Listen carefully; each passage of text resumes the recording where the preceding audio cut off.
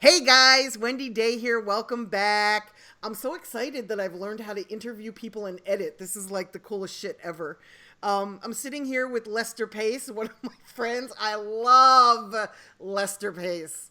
I met Lester, I think, around 2003, and I've kept him close ever since. He's great at what he does, and he's just an awesome human being. Lester, how are you today? I'm doing great, Wendy. Thanks you, baby, and I love you as well. And the day I met you, hey, like we've been real close since then, and Yeah, your always family. able to, as you said, 2003. Wow, I didn't realize it'd been that long. Yeah. Yeah, that's when I moved to Memphis. Yes, I was in Memphis for three right, years. And I met you when I right, first moved there. right, So right. are How you you in doing? Memphis today or are you in Atlanta? Where are you? It's funny. I'm in Memphis. I believe it or not, I'm sitting in the car. I just left court, so I was in Atlanta, but I drove here yesterday to come to court, so I'll be coming back to Atlanta next week. Gotcha. You look great. But thank you, dear. So do you. How's everything going? I wish Everything's I was in the awesome. comforts of my home like you, though. It's all good. Yeah, I'm like comfortable. You know, you're sitting in the car. I'm sorry about that. That's okay. But I it's all told you I good. was gonna be here at what's the name, so I pulled over to the side Thank of the you. road and I said, "Let me sit right here and make sure I take this call with you." I love you for that. So how did you get started in the music industry? Well, I'm originally from Houston, Texas, so I started off in Houston back. Let me go. I started off in radio first. I was at high school, and I used to do the morning announcements at my high school, and I used to play around with that DJ voice from the old school. And one of the teachers had asked me about becoming a disc jockey on the radio. At that time, I didn't know like what's a disc. I thought you talking about somebody ride horses, a jockey, a disc Right, jockey. What's a right, disc jockey? right. I didn't Yeah. know what a disc jockey was. And I was in high school, so I didn't know what they call. I just called it the DJ guy, the guy that played the music. Exactly. So anyway, one of our teachers that asked me about this show they had in Houston where they let teenagers come and run radio stations on Saturdays. Wow. And oh yeah, it was called at KTSU, which is Texas Southern University radio station, Yep, TSU. and they had this show on Saturdays from 10 to 2 called Kids Jam. So what it is, the kids come in and run the radio stations from 10 to 2. That's awesome. So I started going there on Saturday mornings, and they had a crew already, and I started learning about radio. And at that time, I was into hip hop. I used to rap and call myself a rapper and in hip hop. So my program director by the name of Pam Collins at the time, she back in the day, they was playing the straight R&B. No radio station wanted to play hip hop. So whenever what happened, I was training how to run the board and do all the DJ terminology and everything. So one morning I get to the station, nobody's there but me. So I got through on the spot. So I get through on the spot. Of course, I'm screwing up and doing everything, but all the Ray Parker Jr., Stacey Lattisaw, and all that other type music. I'm like, man, let me play some hip hop. So I started playing hip hop back to back to back. And of course, she told me to take that rap music off. Don't quit playing all that rap music. That's So great. every week I come, she would have to tell me, Lester, quit playing that rap music. So in that 4 hour show, we had this segment for teenagers. It was like a talk show for teenagers, discuss, teenage problems and just stuff that teenagers talk about called Be Yourself. Nice. So one Saturday, we decided to take Be Yourself and decide how were we going to did the listeners want to hear more rap or more R&B? So we took a poll, and at that time, rap music killed the R&B stuff. So at that time, Pam Collins came and said, "Lester's yours, take over." And Take I over. Play some blew that rap. up. Yep, and I just and that show went on to become a big thing in Houston. If you ask anybody about Kids Wow. Jail, they used to know me as Lester Sir Pace. It used to be called Lester Sir Pace when I was on the radio. Uh, so I was the Wow. first one at that time to play Scarface at that time. Because Scarface wasn't signed with Rap a lot at the time. Scarface was signed to this guy named Lil Troy. You remember Lil I Troy? remember Little Troy, yeah. They Yeah, beefed like Lil Troy. He was crazy. Yeah. yeah, yeah. Lil Troy. He was signed to Lil Troy. So Lil Troy brought Crazy C and all those guys, and we played their record on that Saturday. Scarface blew up from that Crazy time again. C. Oh my God. I love Yeah, it's Crazy C. Crazy C and 3-2 who passed. Condolences go out to him. Lord 3-2. Oh. He was they were all part of this South Side clique from Hmm. Hiram Clark area. So I did that, and then also Pimp C. We broke their records. UGK. We were the first person to play UGK on the radio, and then and another thing that people don't realize, we were the first person to screw music at that time. I was the first Really? one to screw a record on the radio, and it was by mistake though. Nothing from DJ Screw, one of the greatest guys whatsoever, but it was an accident. Back in the day, they had this record called, I don't know if you remember it, Fresh is the Word. Fresh is the word. Yep. Yeah, okay. Well, Fresh is the word when you put on the radio. It's supposed to be. It was a 33 LP, but it's supposed to be played at 33. I Oh, mean, it was supposed to be played at at 45, 45, but it's the size of a and I played 33. it at 30. Yeah, it was a big. But you play. So what happened? I forgot to turn it on 45 on the radio. So the record Oh, come on, man, try to get the crew that you. So that whole thing goes on, and so I had to let it play. I didn't want to let it stop it and just keep playing it. So all of a sudden, we started getting calls on Saturdays. Everybody tells us they used to call it play it slow down. play Can it you slowed play down. Yeah, Fresh play as it a word slowed slow down. down? So that kind of became what you would call screw music, but not saying I invented screw. They took it to a whole new level. But that was the first time it was heard on the radio in Houston. So from there, I went. I did Kids Jam. Then I left. Steve Hegwood came in and hired me at Y98 5 in Houston. Then I left 98.5 and went to the Box 97.9. And then Rap a Lot. Lil J hired me to Rap a Lot. Asked me, told me thought I'd be good at doing marketing and promotions. Yeah. So if it wouldn't be for Are Lil you? J Rap a Lot, I wouldn't be in the record side of this business because I went there and Bruce was running the company. Nobody trained me. I just got a credit card and went on the road, started talking radio by playing a lot of the Rap a Lot music Right. at the artists at the time. And at the time, the artists that we had were the Black Monks. We had 3-2, Big Mike, of course, the Ghetto Ghetto Boys with Boys. me. Yeah. So I was in that circuit doing all those guys stuff, and then there was a couple when they signed a couple of West Coast artists, and that's where I got my marketing promotion side of radio of the music industry that I came in from there, and then from there, Rap a Lot signed a deal with Virgin Records. So at Oh, I that time, remember that. Virgin Records already had their staff, and so I interviewed for a job with Virgin, and at that time I didn't get the job, and then Interscope came along, and I heard about a situation there, and the guys hired me and moved me to Memphis, and the rest is history. Yes. Yeah, you were at Interscope for a long time. Interscope for about 15, 16 years. Yeah, that's 16 long. years. That's a long time. Yeah, Yeah, in I'm the music about business, that's 16 years. super long because very That few people exactly last that long at any one company. It's a huge right. testament to what you do. Right. And so at that time too, I created a company. I can say it now because I'm not working for a label, but which was setting the pace. Which what happened? It was like I found out. I used to be at radio, see these independent artists coming to the radio stations, and they would be there trying to see a program director, and then they would probably get a time of day. Right. So I thought about it. I said, well, this is almost similar. You wouldn't go to court without a lawyer. You know what I'm Right. saying? So why would you try to go to radio without a radio person representing you that knows how to talk to the lingo, know how to sell your record better than probably what you could to the program director, And given has a they great relationship. and has a great relationship. Exactly. That's the other key component. That matter of fact, Wendy, Yes, that it is the is. major key component. Yes, it And is. has a relationship. Exactly. Exactly. That's when I created that company, and a lot what we did with those artists that we've been able to break Yes. and continue to break. And so after I left Interscope the last year, me and a friend of mine, Lionel Ridenour, along with my partner Antonio Tubbs, and we got some other guys, and my friend Arnold Taylor now, since he's not working for a label too. So I got my whole little, we got our Crew. own little crew that we do. So like last year, like people don't realize. Uh, Rich Homie Quan's record that went number one a few years ago, he wasn't signed to a major. Right. He was Okay, signed to so he think it's a went number game. one. They signed to Think is a Game, and Think is a Game hired Lionel, and Lionel's there. And Lionel comes in. He's the quarterback. We call him a quarterback. Whoever has the project, we call him the quarterback. So they come in and they run the show, and we all go out here and put all our strengths together, just like we would do if we were working for a major label, Exactly. and we go out and get radio airplay, and we took the record number one, and it ended up being the number one record for the whole year. Yes. Okay. Not only did you take it number one, Lester, you did this in July of 2015, but it was the first time an independent went number one since 2002, and that was Koch. And I don't consider Koch really an independent. They're sort of like a Independent. mini Wow. major. So it was That's the like a first mini fucking major. time that somebody took an independent number one. It's Wow. And huge. I did not know that. Now, thank you. That got something else. I need you to put a resume together for me. I will. And then you took YF and Lucci number one a year later at Thanksgiving this Yes. past year. Yeah, we took Wife and Lucci. We also worked Little Dicky record. We took Little Dicky I top love Little 10. Dicky. We Yeah.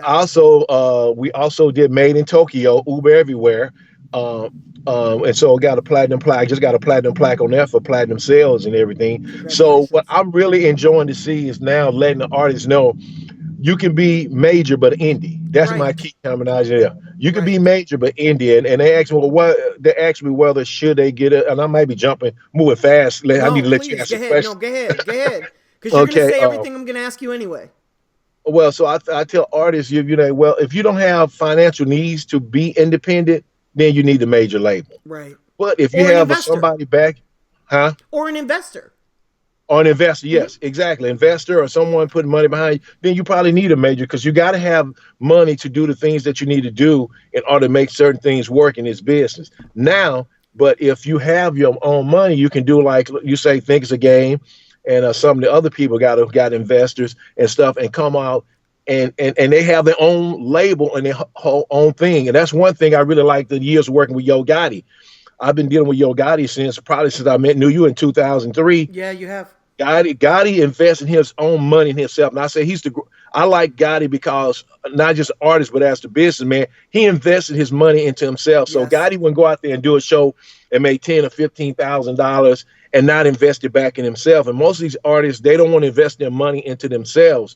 So Gotti would come in, and Gotti only started off doing 5 or 10 markets, whatever his budget allowed at that time. Right. And Which is really but you very look at smart.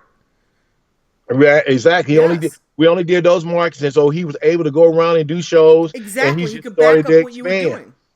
Right. So you say what 2003, 2004, and here it is. We talking about 2017. So he has been able to prolong his career Yes. for over 15 years. You know what I'm Yes. saying? Which is unheard So a of. lot of artists, right, and most artists want the quick home run. They want to become rich and famous real fast. But Right. I think I would have take that the way he's done Me it too. and has been Any day. consistent any day. So a lot of artists, so the artists on it is listening. Quit worrying about I want to be number one. Start off now. I tell you, if you only got 10 markets you can work or whatever you can do, work that like it's the United States. You know what I'm saying? Exactly. Work that area like it's the United Exactly. States and grow as your company grows and build your brand and go from Yes. there. Absolutely. Absolutely. So, radio is not step number one. No. What do artists need to do before they call you with their record? Like, what should they do? This is what I've been telling artists lately. They'll call me and tell me they got so much money for a promotional budget, and I ask them have they did their social media campaign or have they hired a social media person? Because to me, social media is what we used to call street teams.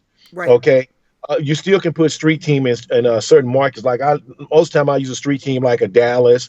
What's up, Lady C, or different major markets where I know Atlanta. even if we do with Atlanta Yep. and other major Atlanta's Memphis and probably like Houston and Dallas, would be the other ones. Yes. But tell them to look at basically find a social media person because prime example is a record I'm working right now. A guy Ugly God out of Houston.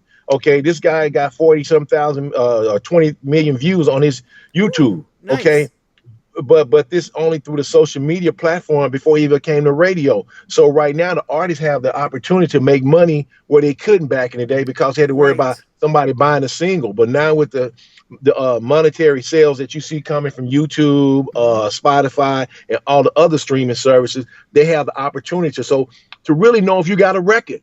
Like prime example, I got an artist right now put out a mixtape.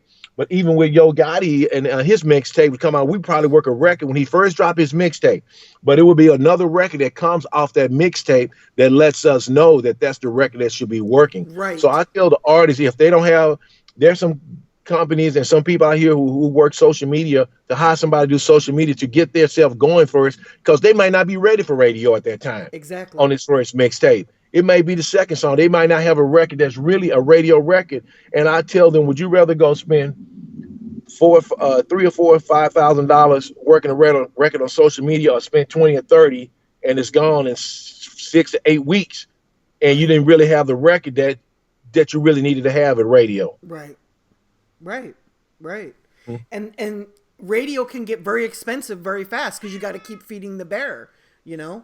Right. Well, yeah, we got to keep going marketing. We got to do all these marketing promotions. We got to do things to keep. We got to come up with contests because I tell artists, you go to radio. No, you can't just say I can't go and say, oh, this Joe Blow, he's a nice kid. Your record is competing with every record that's out there. You competing against the Jay-Z's. You can create against all the number ones people for that slot. So we have to come up with creative contests, giveaways, and all kind of things to try to tell the reason why that radio station should be playing your record, instead of taking a chance on a Jay-Z or another major artist that they want to put in that spot. Right. Right. And it's easy to put somebody in a spot that's known. You know that That's known. Your listeners aren't going to change the dial if you're on the radio.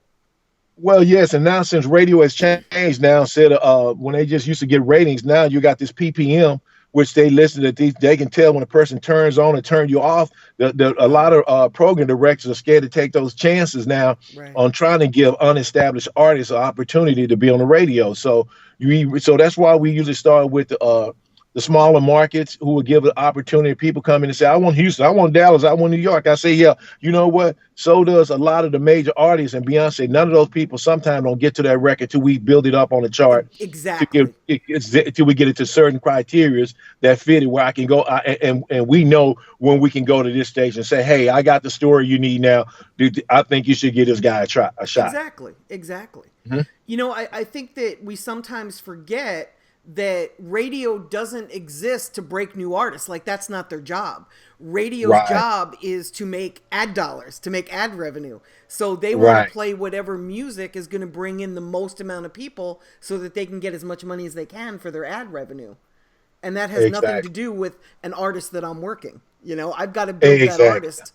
It's my job to build that artist to a level where radio accepts the music and wants to start playing it. That's just my opinion. No, that is totally truth. I just have a radio station that I got a co-ownership in Waco, Texas, and I kind of handle the program. And I was talking to one of the jocks the other day because we do this one show on Sundays, and we were doing it for years, and we just play for 2 hours nothing but the local music there. Right. Okay. But when we get our ratings back, we just got our ratings, and that rating is a 0 in that time slot. Right. Okay, so that means so we got a 0. So I sat down with him the other day and had a conversation, and I said we don't want to pull the show completely, but we have to do is revamp the show. So I said what we would do, we're gonna instead of playing 2 hours of local music, we're gonna play 4 local records. Each hour for those 2 hours. So we give total 8, and then what we surround that record with other hits that we're already playing, so the listeners won't get turned off. Exactly. So that's just a way to try to listeners, and everybody wins. Everybody wins, and we're still giving the opportunity for the local community to have a voice in hearing some of their local people on the radio. Absolutely. Exactly. That's beautiful. That's beautiful. Right. And then your listener base will be huge, so when those local artists get played, more people are hearing them. Right, and I explained to them, come on, you doing 2 hours of local music, and you talking about at least 10 songs. There's not 20 great artists in Waco, Texas, okay? So let's be real. And then check. I said, and then it gives the other person those 4 slots or 8 slots you got for people to really get out there and really make great music, right? And not just put everything in, and so it won't be so watered down. Right. So as we're putting together a radio campaign, let's say that I did the legwork, my social media's popping. I have a record that did well in the clubs, so I got it really popping in the clubs and on the streets of the Southeast. Mm-hmm. And then I want to come to you and I want to go to radio. What is the best way for me to come and hire you? Like, what do I do once I've got a record that's growing a little bit of reaction, that's got some legs?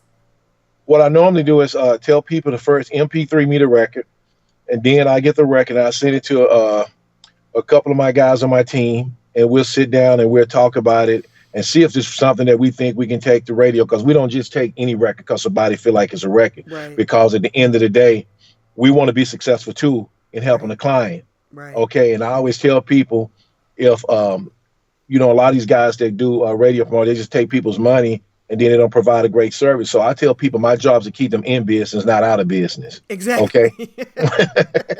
So if they win, then that means they're going to hire me again.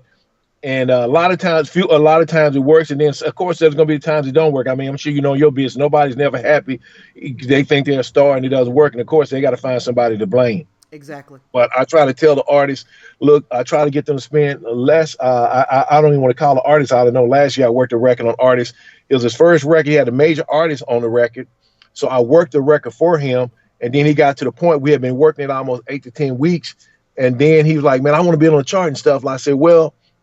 I said, this is probably your best setup record. You need to have more records, especially this time, because the new generation of people, time span is changing. So once they get something, you can't last 10 or 12 or 15 weeks and go back to the same radio stations that would already play the record. Exactly. So the artist, he went hire someone else, and they didn't get as far as even what I took the record, because the artist, the point I'm trying to make is that it's just like you being consulting them. They need to listen to what you're telling them and not following the lead that you try to give them what they should and shouldn't do.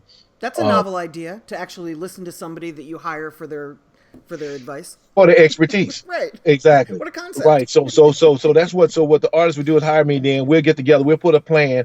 We'll know what kind of budget we work. That's just one of the other important things we got to know is how much the budget they're working with to see what we can possibly do and if we can work with them. And what's a good budget? Like, can you give me an example of like a small budget, a decent budget, and a great, I can really bring this home type budget? Well, what we do, like people say, well, how much it costs to take a record number one? How much it costs to do this? Well, radio depends. budgets it depends. It depends on where you want to go. I mean, we can look into budgets that we spend. We spend budgets up to 20,000, up to 100,000. This is at major labels, right. Because as you go on and keep doing promotions, you got to keep expanding and moving the artists around and doing those different things. Like I might need an artist to go in to a record that's working to go into a market and do a show for this label. So that's money that it costs and everything. Like I said, also doing promotional giveaways. And sometimes, they might need to fly somebody to go see a concert that's not even related to you. Right. But because I take care of the promotion with that radio station, now it gives me leeway to try to make it, scratching backs and doing other things to make get the record on the air. Building and that's all I tell everybody. If it was that easy to get a record on the radio, everybody would do it. It's not that simple because there are very few slots, but that's the first thing they come. And then once we know about their budget, we can sit and decide how many markets we can work with the budget that they give us. Right. And does time of the year affect that? And what else is it radio? Well, the time of the year, I always tell artists the best time of the year to come out is January. Yeah. Okay. Yeah. Especially new artists, because most of the time radio stations are clearing off their list from last year. Mm-hmm. So it gives open up a few more slots for allocations. And the worst time is after October. I should say September, right in October, going to the Christmas break is the worst time to work a record on a new artist, because most of the labels are dropping out. They're getting ready for Christmas. They drop all the albums and everything like that they're trying to get that last big sale before the end of the year. Exactly. They're also trying to bank on those Christmas sales. All those kids getting brand new phones and devices to listen to music on. You got to load them with something. Exactly. Mm-hmm. Absolutely. Radio promotion is, and this is really a statement, it's not necessarily a question. Radio promotion is one of the areas where somebody can really get burned in this industry. There's so many folks out here that aren't legitimate, that say that they're radio promoters, but you can give them $30,000 and not get one spin, And right. I just want to caution the people that are watching this video to be very careful when selecting somebody to do radio, because it is an area where you can lose a huge amount of money really, really fast. In fact, let me turn that into a question. Lester, how should I research who is a good radio person? Like, how do I find somebody like you that I can trust? Well, a lot of times, I used to put a lot of stuff on the internet, but as I started to grow, it's just like a great lawyer. They need to do their research and call people, because the best advice is coming to somebody. Call a Wendy Day. Call around and ask people. And majority of my work now, and if a guy has to sit up there and promote himself on the internet and you don't know what records he's worked or do anything like that, you need to be skeptical. Yeah, his website, everything might have all the bells and whistles that he's the greatest. But if you can't find anyone to go around and say anything good about that person, then that's the first red flag. You know Right. what I'm saying? Right. So in this business, you will have great promoters who some clients may not have been happy with. Doesn't mean that that person wasn't a good promoter. But if you start Exactly. hearing It could be four the or record. five or six or seven bad stories about this person, negative stories and stuff, then you need to take a second look at them. Right. And another thing I caution people: anybody come and tell you they're gonna take your record number one, Oh. run away. Right. Okay? Cause no record promoter. I don't ever tell people, well, what you think do? My goal is to try to get you top 40. Once we get Exactly. this point, I give them points and then we try to say we're going to the next level. But you can't go around and tell people you're going to take it. If anybody said they're going to give you number one record, you need to, I'll tell you right now, turn away from that Run. promoter Yeah, record, it's some run from bullshit. that guy. Yeah, exactly. Yeah. Exactly. I remember Because we don't. when I first met you and I asked you, I don't remember what record it was, but I remember asking you, how many spins can we get? And you're like, Wendy, I don't know. Like there's so many determining factors. And I Right. love that answer because the other radio guys that I was meeting with were saying, "Oh, I'll get you 50 spins a week. I'll get you 70 spins a week." It's like and you made so much sense. You're like, Wendy, how can I tell you sitting here? I don't know what your competition is. I don't know how the record's going to respond. I don't know who else Right. is at radio in that market right now. Like it's I can't just give you an answer. And see another thing, a lot of guys who work radio, record promoters never work radio. I came from both sides, so I know the side of working in radio and the side from working on the record side. So Right. prime example, if I get a record, a program director, he's gonna give me a spin a day. That's 7 spins a week. Well, that record may spin seven, it may spin five. True enough, he may want to spin side, but it determines how many commercials might have played in an hour or where it was rotated. So there's no straight factor. Most of the time, Right. we in the terminology that we use in radio is one a day, two a day, three a day. But I know in my thing, okay, if I say I'm gonna put 10 stations on and a guy's gonna give me between one a day or two a day, I should be between say 10 stations, 70 spins a week and 100 spins a week. So Right. it can be any way in that parameter. Right. So that's why I never tell people, I don't give people, I say I'm gonna try to get you on so many stations and then we'll Right. see how the record work from there. Exactly. So yeah, so I use station terminology more than spins. Why is there most? But a lot of guys like to tell people what they want to hear. Yes, they do. They do. Right. Lester, what Mhm. is rotation? What does rotation mean at a radio Okay. station? Rotation means like this. Like they have a couple of things they got. They got what they call mix show and they got rotation. Rotation is normally when a station on Mondays and Tuesdays, we call it, we're going to blitz a record. We try to get as many ads as we possibly can, which when we say ads, that means the program director say record, Joe Blow's record, I'm going to put this record into rotation. That Okay. means that record is going to have a steady slot. If that programmer has 30 slots, that record is going to be put in one of those 30 slots to rotate constantly throughout the week. That's kind of a big deal. Yeah, that is a big deal because that way you're not a mix show. You say you go for mix show. The mixer say if he mixes 4 times a week, he may play your record and he may not play your record. Right. But when you're in rotation, you know that you're in a slot that's going to be consistent, whether it's a power new, recurrent, well not a recurrent, but a new or light, with all these different categories they have. So it's usually 3 or 4 categories that most radio stations use. So they have a power, a medium, and a light or something like that. But if people Gotcha. call them different things, so that's where they go, a new category. So you might go into that new category. And then what a person has to do is once they're in that new category, the record starts working well and starts to react and get some type of, call out research or something like of that nature, then the record can move up to the next category. So that's what we do then. Once we got the record on, now we got to try to see how we can get the record moved up. And that's how we build the airplay up and the spins to try to get the record charted. Got it. Okay. And then, is there a way for me to track what you're doing on my end? Like once you start getting play, is there some sort of tracking system that allows me to Yes, see that? yes, it is. You got Media Base, which and BDS. Most of the major labels now just use Media Base because they say BDS was charging too much money. But so you got Media Base and BDS, which you can. What normally we'll do when a person hire us, we would take the record and get it encoded at Okay. both places, and then if they don't have access to pull up the Media Base or BDS report, we would send them a report each week so they can see exactly what their record is doing. Gotcha. Gotcha. And once you've built a relationship with an artist or an indie label that's worked with you a couple times, do you act as a resource for them? Like, can they send you music for feedback so that you can tell them, hey, this will never work at radio, or this might have a shot? Like, do you ever give input on the music? It happens all the time.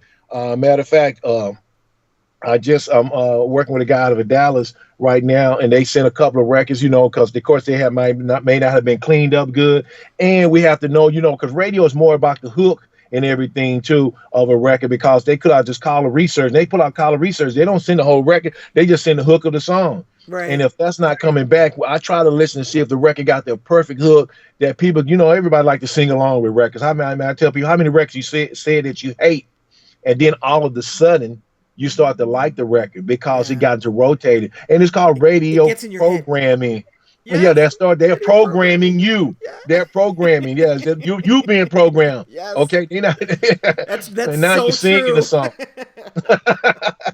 Exactly. So that's how that works out right there. Beautiful. Beautiful. Okay. Are there any questions that I didn't ask you that I should have about radio? Did I leave anything out that's crucial? I can't think of anything, but guess what? I don't want it just to be my only time to come on. Good, thank you. So that'd be great. We can come back and do this interview again and again and again. Please. And because I'm really looking for the artists now. And you think about it, artists just don't think you got to have radio to be successful. I mean, prime example, we just worked Chance the Rapper project last year. Chance is not signed with any major. Right. But he hired, rest in peace, of my guy Mark Brown, who passed away, and my guy Lionel quarterbacked it, and we took their record, and the record went #1 without a major. So that's why people wonder why Chance won't go sign with a label right now. Why should he? Why should wouldn't. he? Yeah, he doesn't need it. I mean, what's the percentage that you get from a major, Wendy, that you can stay being? After you recoup. 12% after you recoup. Wow. Yeah. Okay. When you can go out there and do 80, you get with somewhere like, I don't know if I should be selling certain people out there, but get a distribution deal and get an 80-20 or something like that. And you keep an 80% of your profits, Exactly. So I think, I'm glad there's people out there like yourself, dear, and then and me to be able to put this information out here for the artists so they can learn the game. Absolutely. You and I need to go on the road and do this. You know that, right? Oh yeah, no, we talked about it, and when I get back to Atlanta, me, you, and my guy Daniel, going to sit down and and plan this out. Okay. Let's talk about it. I think there's a need for it. I'm with you. Okay. Awesome. Thank you for your time. All right, Get home safely. Thank you for pulling over to do this. I appreciate you so much, as you already know. Hey, anything for you, babe. Lester has saved my ass at radio so many times it's not funny. Thank you, love. I appreciate you. Hey, and so you will save me, so don't worry about it. I know you return the favor. Absolutely. Okay, dear. Thank you, love. Bye-bye. Have a great day. All right, good weekend. You too. Bye-bye. Bye, sweetie.